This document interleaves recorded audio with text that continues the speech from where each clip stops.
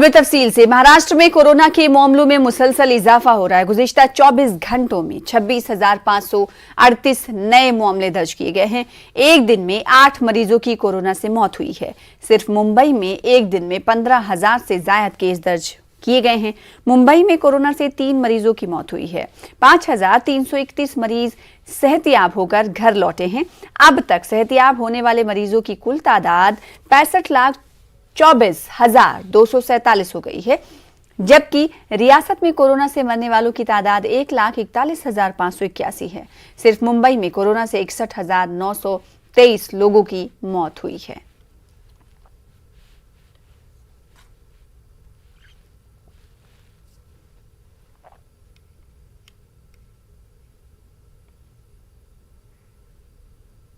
में कोविड के आंकड़े लगातार बढ़ रहे हैं। स्कूल और कॉलेज को ऑफलाइन पूरी तरह से बंद कर दिया गया है। कड़े नियम लागू किए जा रहे हैं। शादी हो, राजनीतिक कार्यक्रम हो, भीड़ ना जुटे, इसका पूरा ख्याल रखा जा रहा है। अस्पतालों में पूरी व्यवस्था है। हम लोग पूरी तरह से तैयार हैं, लेकिन आंकड़े जिस तरह से बढ़ रहे हैं, लगातार हर दिन बड़ी बढ़ोतरी नज़र आ रही है। पूरी तरह से प्रशासन हर जिले में, शहर में लोगों को पूरी तरह से विजिल रहने के लिए कहा गया है और जो भी परिस्थितियां होंगी सरकार पूरी तरह से निपटने के लिए तैयार है।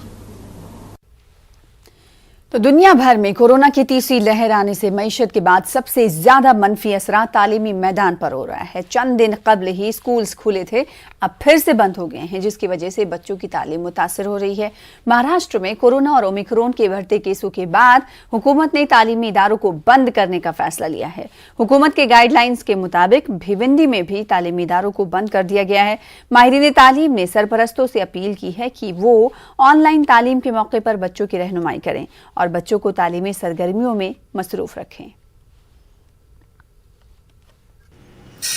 ये जो ताजा ऐलान है, हुकूमत की मजबूरी है और हिकमत अमली है, लेकिन ये पेरेंट्स के लिए, स्टूडेंट्स के लिए और तालीमी इदारों के लिए बहुत जबरदस्त, बहुत शदीद चैलेंज बनकर सामने आया है।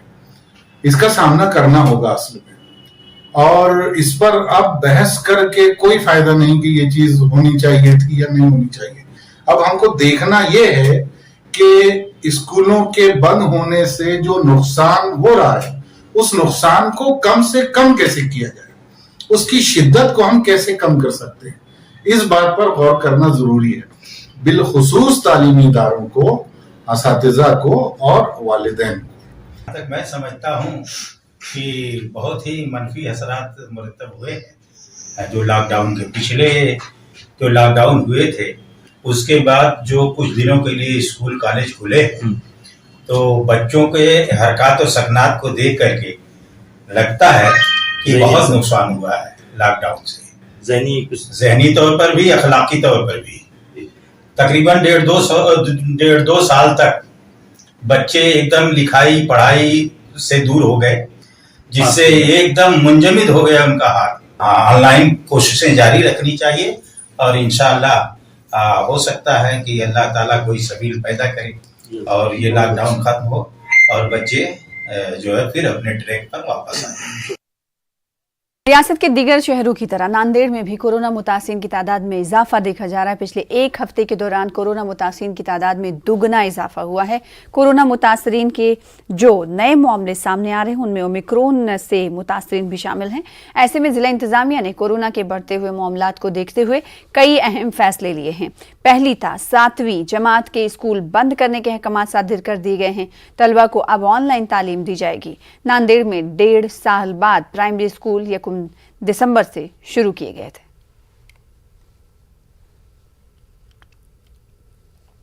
मुल्क में कोरोना मुतासिन के बढ़ते मामलात को लेकर तशवीश में इजाफा होता जा रहा है। मुल्क की सतह पर एहतियाती तदाबीर अपनाई जा रही है।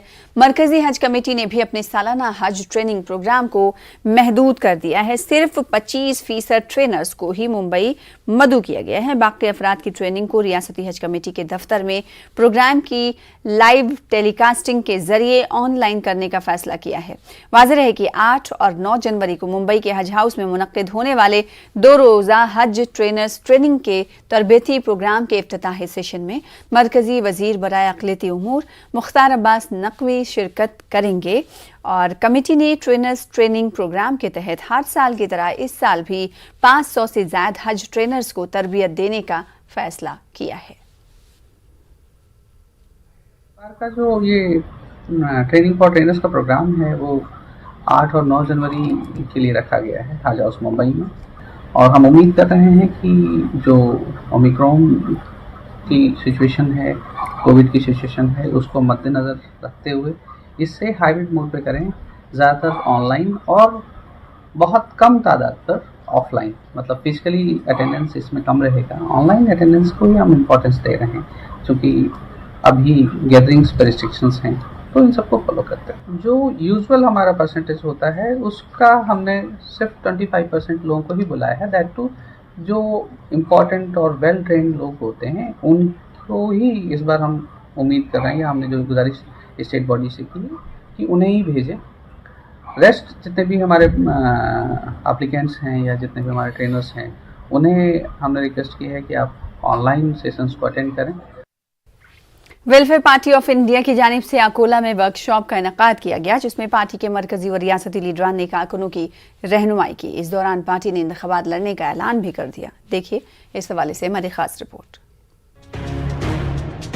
आइंदा चंद महीनों में अकोला म्युनिसिपल कॉरपोरेशन के लिए इंतखाबात होने वाले हैं, जिसको लेकर तमाम सियासी पार्टियों ने अपनी अपनी तैयारियां शुरू कर दी है।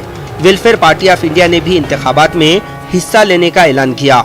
इस सिलसिले में अकोला में वेलफेयर पार्टी ऑफ इंडिया की जानिब से वर्कशॉप का इनेकाद किया गया जिसमें वेलफेयर पार्टी ऑफ इंडिया के कौमी सदर कासिम रसूल इलियास व दीगर ने शिरकत की।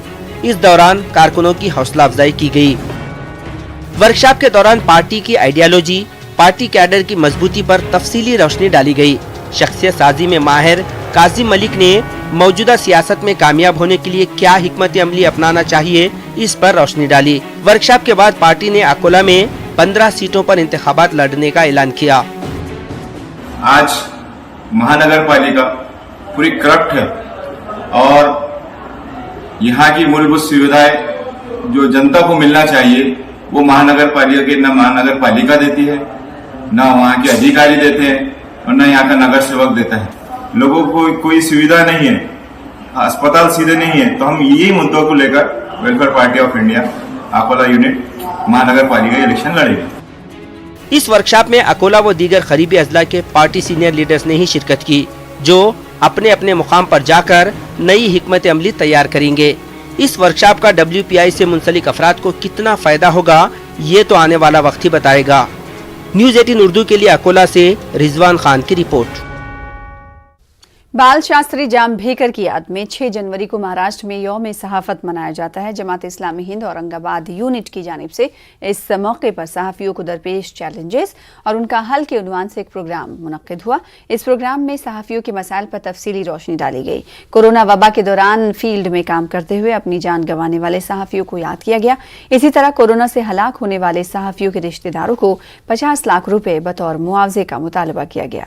सीनियर सहाफ़ी डॉक्टर शाहिद शेख का कहना है कि सहाफ़ियों के लाइफ इंश्योरेंस और हेल्थ इंश्योरेंस की जिम्मेदारी हुकूमत को लेनी चाहिए।